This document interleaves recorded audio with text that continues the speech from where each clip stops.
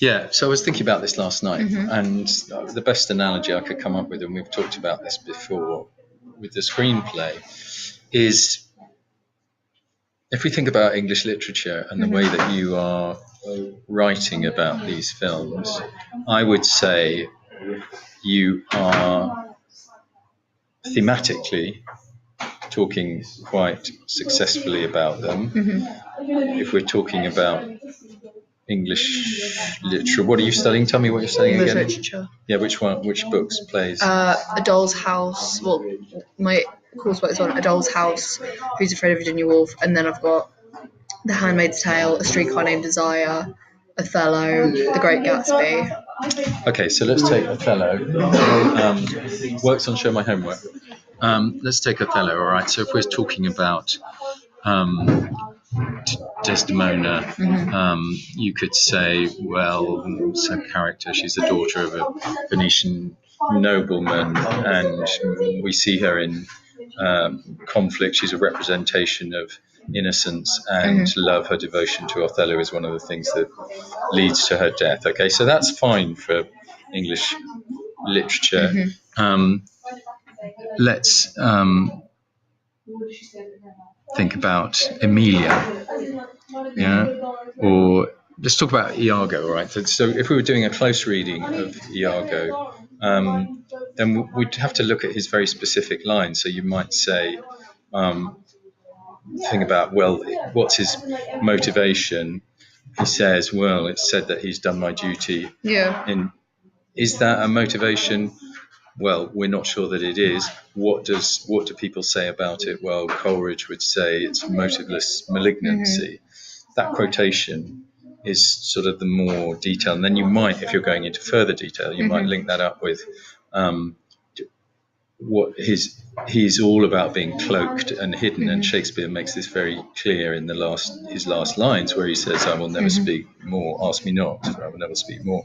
And you could say, in a meta way, outside the play, that he's saying to the audience, "Don't ask me anymore. Yeah. This is the end of the play." And Shakespeare is sort of addressing his audience at this point, saying, there was an actor, Harold Pinter, had an actor in one of his plays who came up to him and said, Harold Pinter was famously kind of obscure about why his characters were asked to do what they did, and the actor came up to him and said, "So what's the backstory of my character here?" And Pinter said, "Mind your own fucking business." Yeah.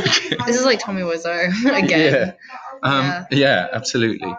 So that thing that we've just done with Iago, that is the level of analysis, looking at language, looking at their place in the plot structure, and looking at the intention of Shakespeare outside it. Basically, this is like an English essay just with film.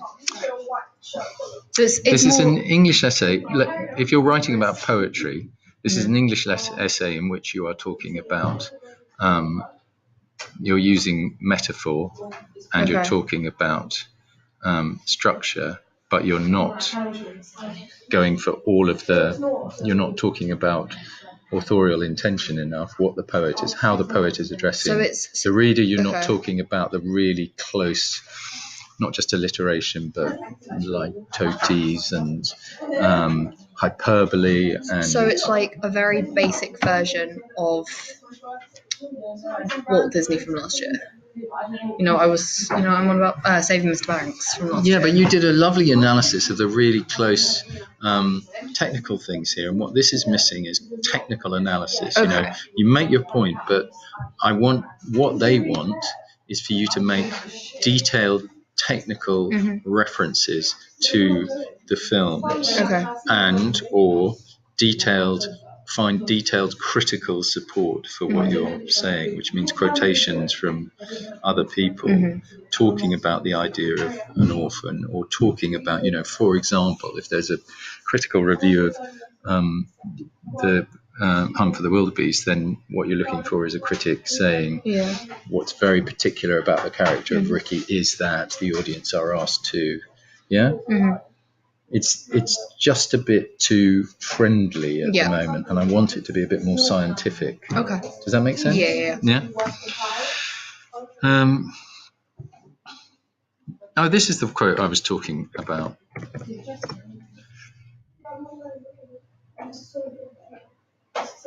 Yeah, because when I said it was Yeah, I'm sorry. It was reflection of because I was society, yeah. I wasn't thinking about it being a naive mirror.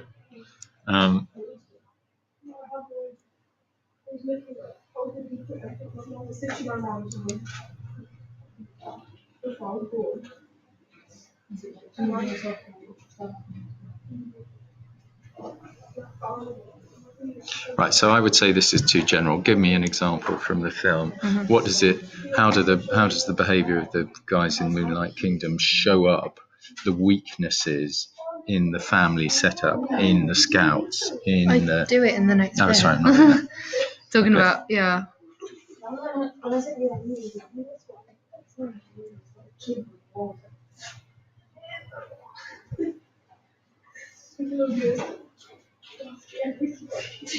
Oh, sorry, you just did that. So is that sort of thing? Absolutely, For that's every. perfect. Okay, cool. Yeah, that's perfect. Sorry, because I hadn't read ahead.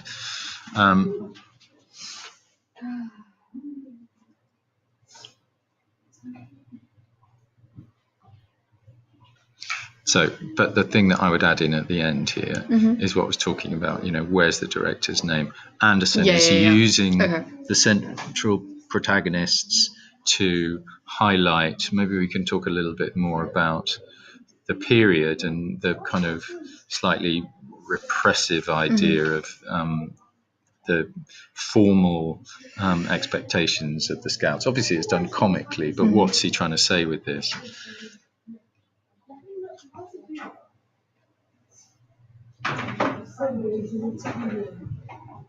Right, so that's just too informal.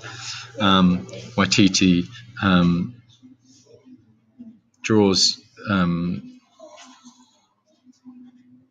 he satirizes the one size fits all of the social services, and establishes early on. I think he does, although they're very different characters.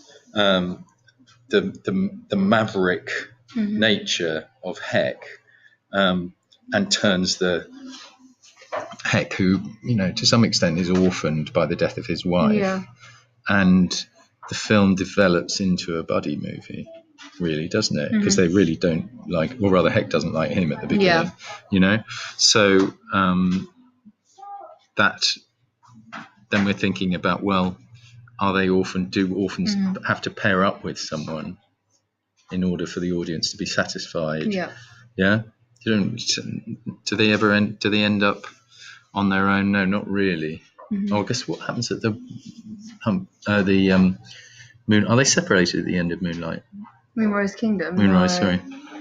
No, they're not, because it's supposed to be that thing that social services are going to take Sam away, but then Sam gets adopted by Captain Sharp. So he then is able to remain on the island. Okay.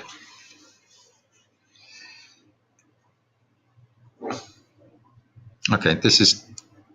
So here, does this... You need to refer back to Mullen. Yeah. Mullen's theory. And you need to mention the filmmakers, whistle, whistle, whatever, however you decide to do that, the directors. Yeah.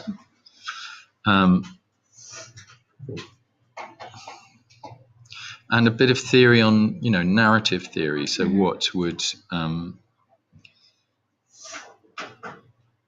the new equilibrium, you could put something in there. What are the, is the Straussian opposition here between individuality and authority? A bit more. Okay. Yeah.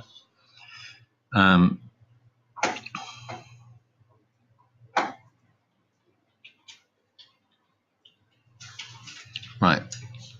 You don't need to generalize like this. You can say the three films that I'm analyzing or I'm focusing on.